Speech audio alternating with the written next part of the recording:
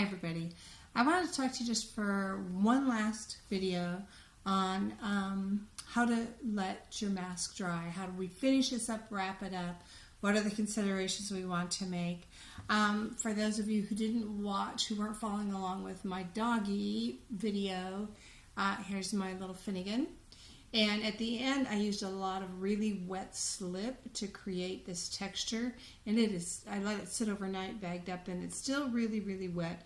And so I'm going to leave him bagged up for another day.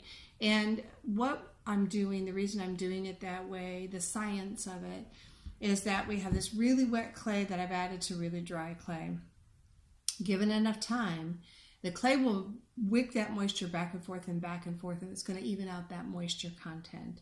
At that point, it's much safer for us to go ahead and start letting this slowly dry. If we have very wet parts and very dry parts, and we just set them out to dry, no covering, and we don't slow it down or anything, those really wet parts are shrinking faster. They're losing water. They have more water to lose because they're wetter. So as they're losing that moisture, they're shrinking faster than the parts that aren't as wet. And when we get that disparity in shrink rates, they're going to start pulling away from each other.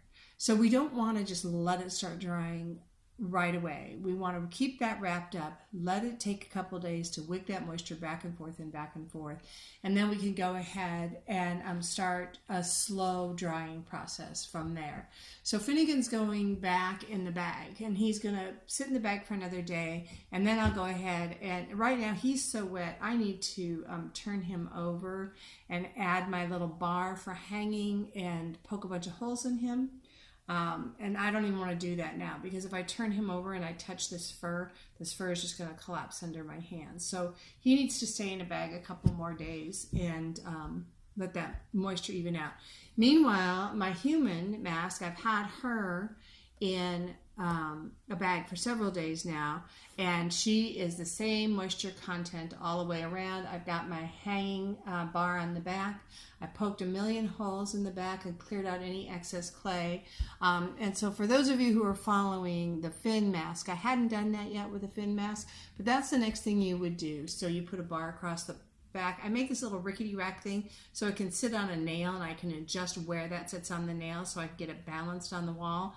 And we poke a million holes in the back because we have added so much clay onto this.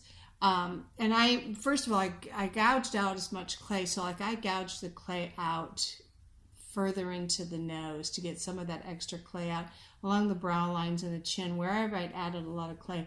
From the back side, I gouged those out. You can see there. So it wasn't that thick, I tried to even out the wall thickness. And then the million little holes that I poked with my pin tool, that's just in case I trapped any air. I added clay on for everything onto the front.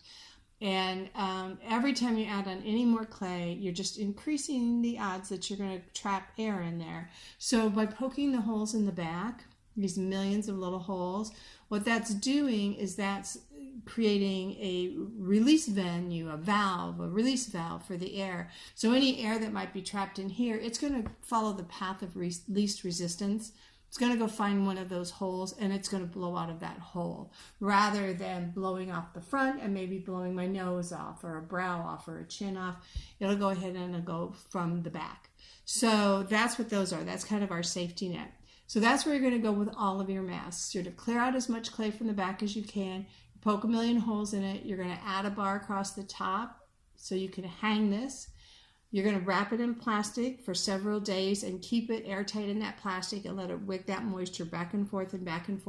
And once it's reached the point where all of it is a nice hard leather and it all feels the same moisture content, then you're ready to go ahead and start slowly drying it out. And I picked up these great little drying they're like cooling racks for baking at the dollar store. I really love them because what I can do is I can set my piece on top, and I'm going to put this down here so you can see this on here.